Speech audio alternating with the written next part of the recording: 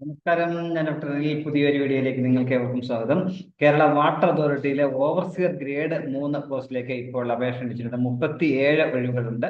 ഇത് പ്രത്യേകത എന്ന് പറഞ്ഞാൽ കേരള ഇപ്പം വാട്ടർ അതോറിറ്റിയിൽ ഇപ്പം നിലവിലുള്ള യോഗ്യത ജീവനക്കാർക്ക് മാത്രമാണ് ഇതിലേക്ക് അപേക്ഷിക്കാൻ കഴിയുന്നത്. പ്രത്യേകം ശ്രദ്ധിക്കുക.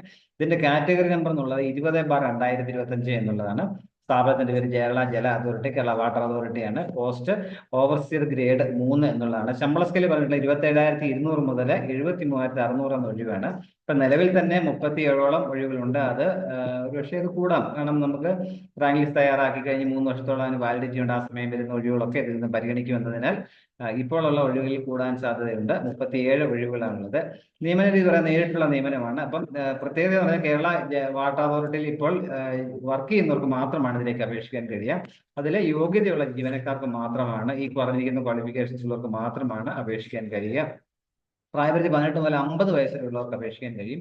മാക്സിമം 50 വയസ്സാണെന്ന കാര്യം പ്രത്യേകം ശ്രദ്ധിക്കുക. അതുപോലെ അവര് ഇപ്പൊ അപ്ലൈ ചെയ്യുന്നവര് ഇപ്പം കേരള വാട്ടർ അതോറിറ്റിയിൽ വർക്ക് ചെയ്യുന്നുള്ള മേലധികാരിയിൽ നിന്ന് ഒരു സർട്ടിഫിക്കറ്റ് വാങ്ങിക്കേണ്ടതായിട്ടുണ്ട്. അതിന്റെ ഫോർമാറ്റ് ഇവിടെ കൊടുത്തിട്ടുണ്ട്. ഉദ്യോഗസ്ഥന്റെ പേര്, അതുപോലെ തസ്തികയാണ്, ശമ്പള സ്കെയില്, ജോലി ചെയ്യുന്ന വാട്ടർ അതോറിറ്റിയുടെ ഓഫീസിന്റെ പേര്, ഇപ്പൊ ഏത് സർവീസിൽ പെടുന്നു, അഡ്മിനിസ്ട്രേറ്റീവ് ആണോ, മിനിസ്റ്റീരിയൽ ആണോ, ലാസ്റ്റ് ഗ്രേഡ് ആണോ, എഞ്ചിനീയറിംഗ് ആണോ എന്ന് കാണിക്കുക. ഇപ്പോൾ ജോലിയിൽ പ്രവേശന തീയതി, SC ST OBC എന്നുള്ളവരാണോ എന്നുള്ളത് കാണിക്കുക. സേവനം സംബന്ധിച്ച് വിശദാംശങ്ങൾ, സർവീസിൽ പ്രവേശനം പോലുള്ള കാര്യങ്ങളെല്ലാം കൊടുക്കാൻ വേണ്ടി ഒരു ഫോർമാറ്റ് കൊടുക്കുന്നത്. ഈ ഫോർമാറ്റിൽ വേണം നിങ്ങൾ ഇപ്പോൾ വർക്ക് ചെയ്തിരിക്കുന്ന ഓഫീസിലെ മേലധികാരികളിൽ നിന്നും സർട്ടിഫിക്കറ്റ് മേടിച്ച് അതും കൂടെ ഇതോടൊപ്പം കൊടുക്കേണ്ടതായിട്ടുണ്ടെന്ന കാര്യം മനസ്സിലാക്കുക.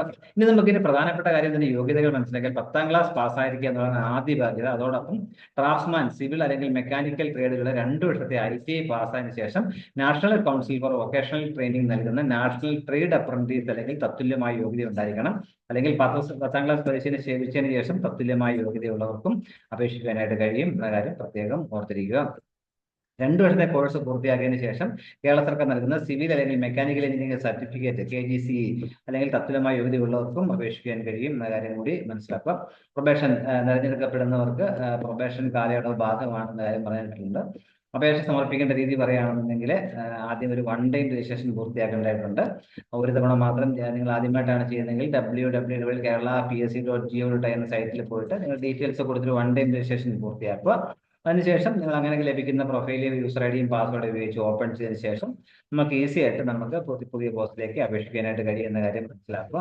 അതോടൊപ്പം നമ്മൾ ആദ്യമായിട്ട് നിങ്ങൾ രജിസ്റ്റർ ചെയ്യുകയാണെങ്കിൽ ഒരു പാസ്പോർട്ട് സൈസ് ഫോട്ടോ അടുത്ത കാലത്ത് എടുത്ത് അപ്ലോഡ് ചെയ്യേണ്ടതായിട്ടുണ്ട്. ഒരിക്കലും അപ്ലോഡ് ചെയ്ത് 10 വർഷത്തേക്ക് അതിന് വാലിഡിറ്റി ഉണ്ടായിരിക്കും.